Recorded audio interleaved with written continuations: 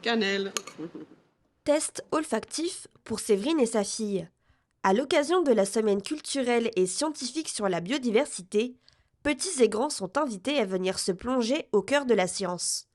À quelques pas de chez elle, Émilie, déjà venue découvrir l'exposition, a souhaité y revenir, cette fois accompagnée de sa maman. Le fait de pouvoir venir comme ça en se promenant, on n'a pas besoin de la voiture, de faire ça dans un petit village, c'est toujours très sympa. Parce que généralement, comme vous dites, c'est dans les grandes villes. Donc il faut s'organiser, il faut préparer à l'avance. Alors que là, j'avoue, voilà, on met notre manteau, on habite juste en face, exactement. On traverse la rue et on vient visiter. Ce projet itinérant est installé à Vatan pour la semaine. C'est la 3e fois que la ville accueille l'événement.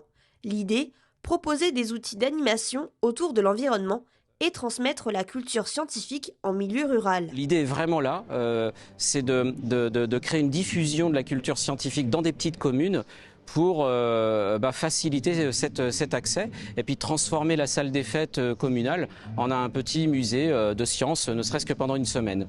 Et on se rend compte, nous, avec cette priorité-là, que ça rencontre un grand succès. On a des écoles qui se mobilisent en grande quantité pour venir visiter l'exposition, parce que là, l'accès est gratuit, il n'y a pas de car.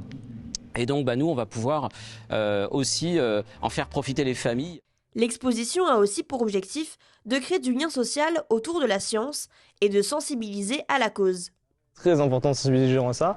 Après, il ne faut pas non plus tomber dans essayer de trop sensibiliser les gens. Ça reste une exposition scientifique, donc le but c'est vraiment d'abord que les gens apprennent. Si en plus on peut les sensibiliser sur certains points, c'est tant mieux. Mais le but premier n'est pas non plus d'aller avertir les gens sur certains points, mais vraiment de leur faire prendre conscience plutôt de ce qui les entoure. Après la découverte de quelques ateliers, le passage, tant attendu pour Émilie, le Cosmorium. Cette planète mobile permet une immersion complète à 180 degrés. Allez-y, je vais lancer le film avec vous. Alors idéalement, installez-vous plutôt vers la droite. Il a un rôle qui consiste à éveiller l'émotion et l'intérêt pour les sciences à l'aide d'un outil qui est très, très spectaculaire, qui est très performant. C'est comme une petite géode en miniature qui est mobile, gonflable donc mobile, et qu'on va pouvoir installer partout dans les salles. Un voyage dans l'univers scientifique à venir découvrir jusqu'au 14 décembre 2024.